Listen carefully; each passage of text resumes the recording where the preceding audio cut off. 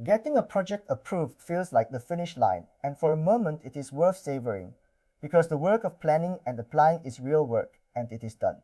But approval is not the end of anything. It is the start of the part that actually matters, which is delivering the project well in the real world of a busy business with limited time and people.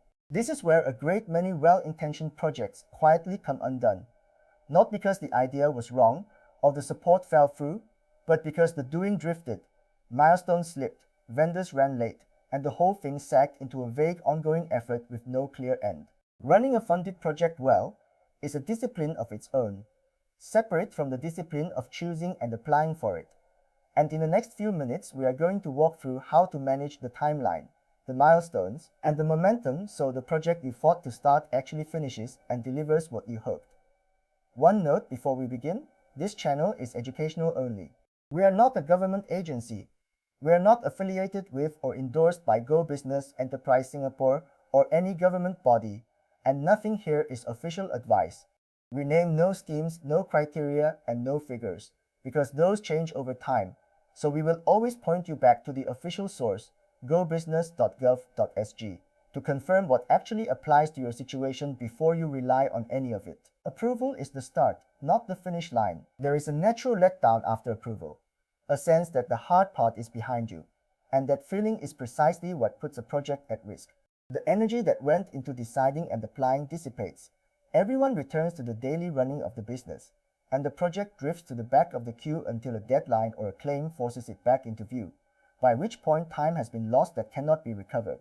The businesses that deliver well treat approval as a starting gun rather than a trophy. They know that the plan on paper and the change in the business are two very different things, and that the distance between them is crossed only by steady, deliberate work over weeks and months. So the first shift in mindset is to stop celebrating the approval as an achievement and start treating it as the moment the real work begins. Because everything that gives the project its value happens after this point, not before it. Begin with a realistic timeline. Before anything moves, you need a timeline that reflects how your business actually works, not how you wish it worked on an optimistic afternoon.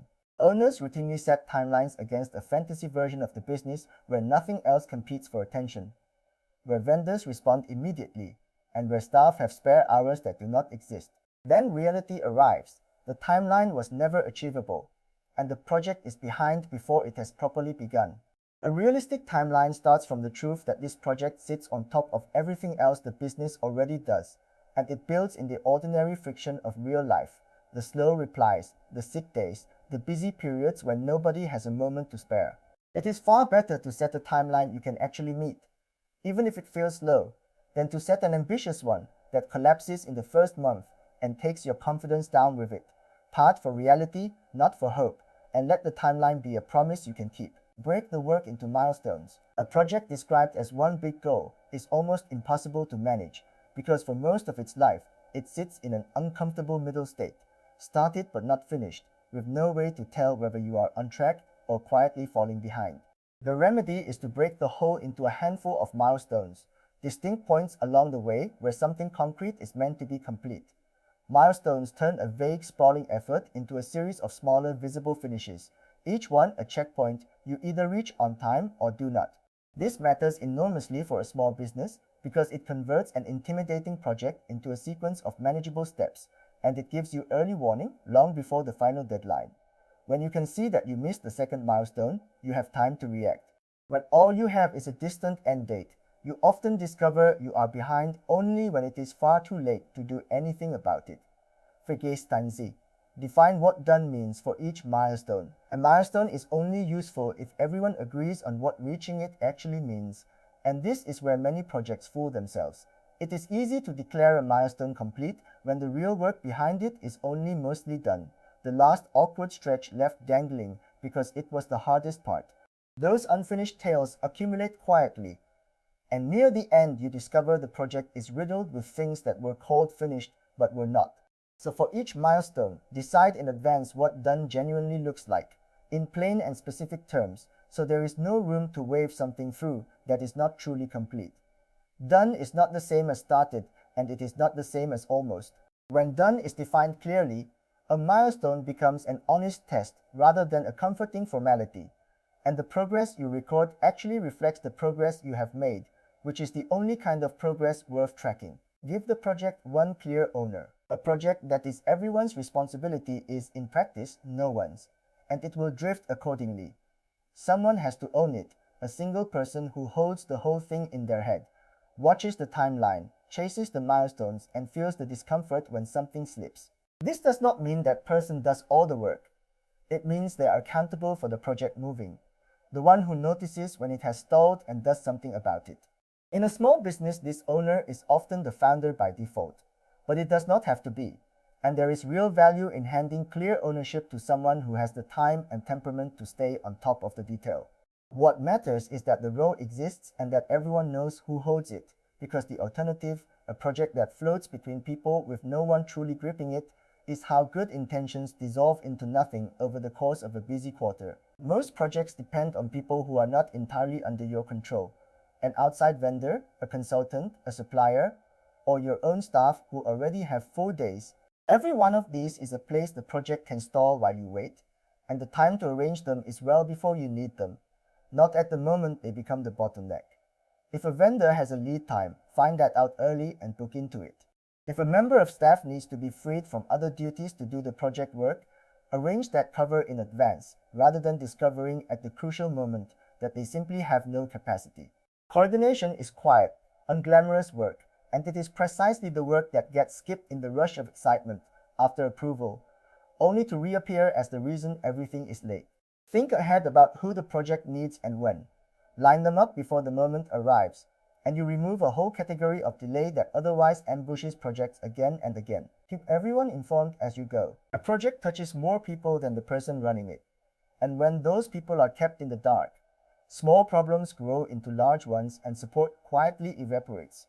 The staff who have to work differently, the vendor waiting on your decision, the partner or family member who feels the strain on the business, all of them do better when they know what is happening, what is expected of them, and when. Regular, simple communication prevents the nasty surprises that derail projects. The vendor who assumed the deadline was next month, the staff member who did not realize their part had already started. You do not need elaborate reports. You need a habit of telling the people involved where things stand and what is coming next, briefly and often. A project that keeps everyone informed carries the business along with it, while a project run in silence collides repeatedly with people who were never told, and each collision costs time the timeline did not allow for. Track progress on a steady rhythm. Progress that is not looked at regularly has a way of not happening, and the fix is a steady rhythm of checking in, a fixed and modest habit of stopping to ask where the project actually stands. This does not need to be a heavy ceremony. A short and honest review at a regular interval is enough. Whatever cadence fits the pace of the work, so long as it is regular.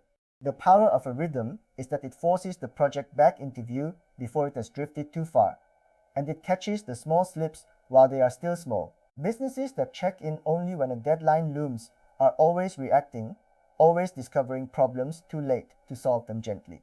Businesses that check in on a steady beat stay ahead, because nothing is allowed to fester unseen for long. Set the rhythm at the start, protect it even when the business is busy, and let it be the heartbeat that keeps the project alive rather than letting it fade quietly into the background. Know your critical path. Not every task in a project matters equally to the finish date, and understanding this is one of the most useful things you can grasp as you manage the work. Some tasks can slip a little with no harm done, because nothing waits on them, while others sit on what is called the critical path, the chain of tasks where any delay pushes the whole finish line back. If you treat every task as equally urgent, you spread your attention evenly and waste it, fussing over things that do not move the end date while the ones that do slide quietly. The skill is to know which tasks are on that critical chain and to guard them fiercely, giving them your attention and your buffer while letting the less consequential tasks flex around them. When you know your critical path, you manage the project where it actually counts, and you stop being surprised by delays that, in hindsight, were entirely predictable from the tasks everything else depended on.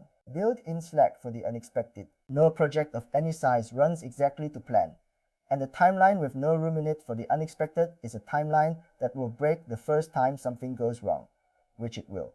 Things always take longer than expected somewhere. A vendor is late. A step proves harder than it looked. An unrelated crisis in the business swallows a week.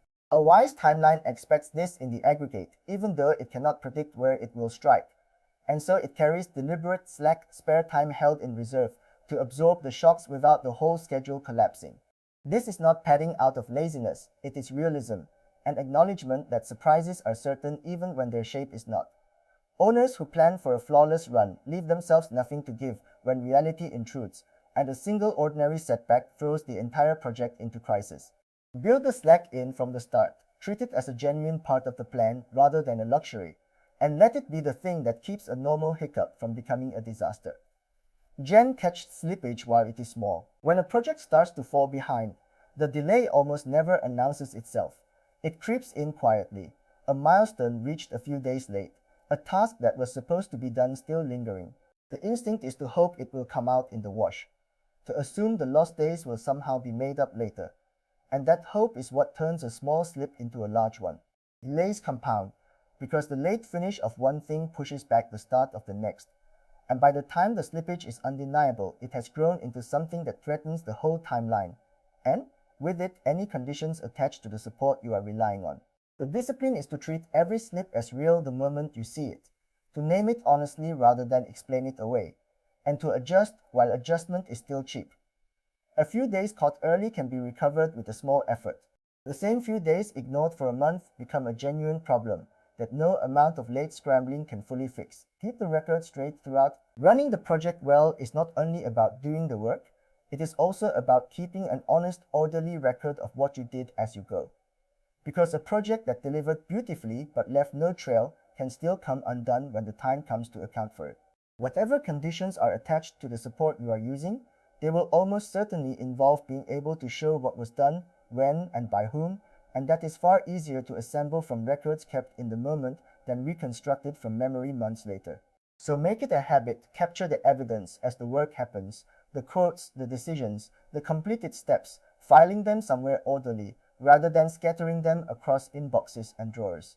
This is dull work and it is tempting to leave it for later, but later is exactly when the details have blurred and the documents have gone missing. Keep the record straight throughout, and you protect both the project and your standing with whoever you must eventually answer to, without a frantic reconstruction at the end. A closing thought. So here is what to carry away. Approval is not the finish line. It is the moment the real work begins, and the work of delivering a project well is a discipline all its own. Build a realistic timeline that respects how your business actually runs. Break the effort into milestones with a clear definition of done, and give the whole thing a single owner who keeps it moving.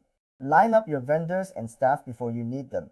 Keep everyone informed and track progress on a steady rhythm so small slips are caught while they are still small. Know your critical path, carry deliberate slack for the surprises that are certain to come, and keep an honest record of the work throughout so you can account for it when you must. Remember too that everything here is general and educational.